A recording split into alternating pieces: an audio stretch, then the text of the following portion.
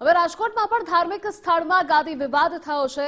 ગેબલ શાહ પીરની દરગાહમાં ટ્રસ્ટીની ચૂંટણી મુદ્દે પત્ર સામે આવ્યો। કોંગ્રેસ નેતા યુનુસ જુનેજાની સીએમ અને વકફ બોર્ડને રજૂઆત છે। દરગાહ ટ્રસ્ટની ચૂંટણી પારદર્શી રીતે કરવાની તેઓની માંગ છે। હાજી બાપુના પુત્રએ વહીવટ પચાવી પાડ્યાનો આરોપ છે। યુસુફ બાણુએ રેલવે વિભાગ સાથે છેતરપિંડી કરી। ટ્રસ્ટી અંદર ગેરવહીવટ અને મોટા પાયે ભ્રષ્ટાચાર ચાલે છે।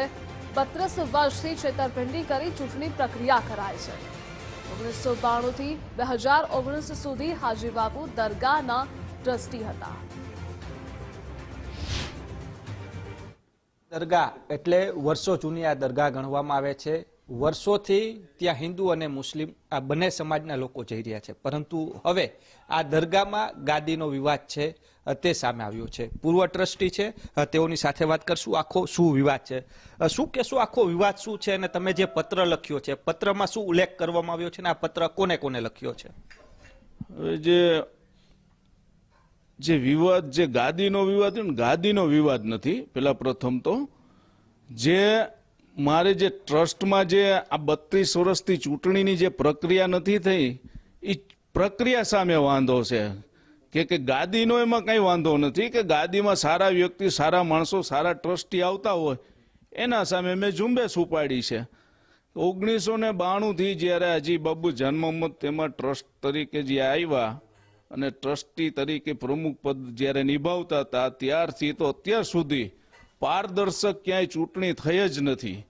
અને અત્યારના પણ એના દીકરા જે યુસુફ દલ આવ્યા કે જે રેલવેમાં નોકરી કરે છે, ત્યાં પણ બ્રેઇન ટ્યુમરનું ખોટું સર્ટિફિકેટ આપીને છેતરવાના કામ કર્યા છે। એ બધું હું ઉજાગર કરવાનો છું કે એ આવ્યા તો એને 2019માં અંદરો અંદર વકફ બોર્ડમાં કે બધાને એના જે બીજા અમુક ટ્રસ્ટીઓ હતા, મળતિયાઓ, જે લેભાગુ ટ્રસ્ટીઓ, એ સાથે મળી અને પોતાને કાયમી નિમણૂક કરવી એ ચૂંટણી પ્રક્રિયાનો એક ભાગ છે। પણ ચૂંટણી પ્રક્રિયા જે અમારા જે વકફ, જે આપણે ગેબલ શાહ ટ્રસ્ટનું જે બંધારણીય એમાં 5 વર્ષમાં ચૂંટણી જાહેર કરવી, તે ઉપરાંત જે નામાંકિત વર્તમાન પત્રો હોય એ પત્રમાં તમારે જાહેરાત આપવી, 15 દિવસ જે નોટિસ બોર્ડ ઉપર જે જાહેર જે આપણે સંકુલ રહ્યું અહીંયા બહાર નોટિસ બોર્ડ મૂકવું, એવા ઘણા બધા એમાં મુદ્દા ટ્રસ્ટમાં જે નિયમ રહ્યા એ પ્રમાણે એનું કારણ છે।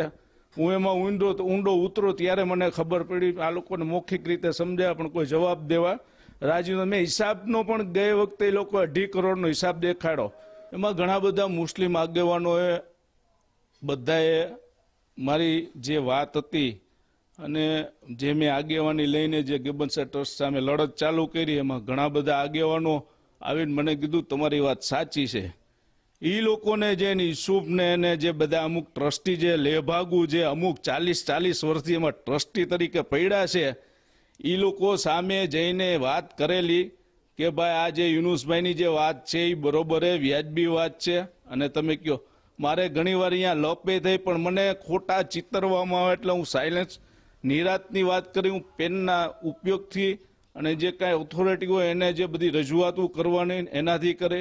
મને હું અહીંયા જાઉં તો ઉશ્કેરતા હોય કે ઝઘડા કરે ને સમાજના લોકોને દેખાડે કાંઈ આવે દાદાગીરી કરે, એવું કાંઈ નથી। આ લોકો જે રહ્યા એ બહુ જે આપણે જે મુસ્લિમ સમાજને જે ગેરમાર્ગે દોરવાનું, જે મુસ્લિમ સમાજની સામે જે અવિશ્વાસ કરતા હોય ને એની સામે એને મારે અવાજ ઉપાડ્યો છે। અને જે ગેબલ શાહ ટ્રસ્ટ જે દરગાહ રહે એને અમે એમાં ઘણું બધું કામ કરેલું છે। હરેક સમાજના લોકો અહીં આવતા હોય, પારદર્શક વહીવટ થાય, એ જ મારી માંગણી છે। જે રીતના વાત કરવામાં આવે, પૂર્વ ટ્રસ્ટી છે, પારદર્શકતાની વાત છે, અને સાથે જે ચૂંટણી પ્રક્રિયા છે તેમાં જે નિયમ અનુસાર ચૂંટણી પ્રક્રિયા કરવાની માંગ છે તેને લઈને મુખ્યમંત્રી અને વકફ બોર્ડ બંનેને પત્ર લખ્યો છે। હવે જોવાનું એ છે કે આગામી સમયમાં કયા પ્રકારની કાર્યવાહી થશે, કારણ કે 6 વર્ષથી પોતે લડત ચલાવી રહ્યા છે, પરંતુ હવે આખી આ વાત છે તે સામે આવી છે। કેમેરા પર્સન કિશોર વાડોલિયા સાથે રહીમ લાખાણી, ગુજરાત ફર્સ્ટ, રાજકોટ।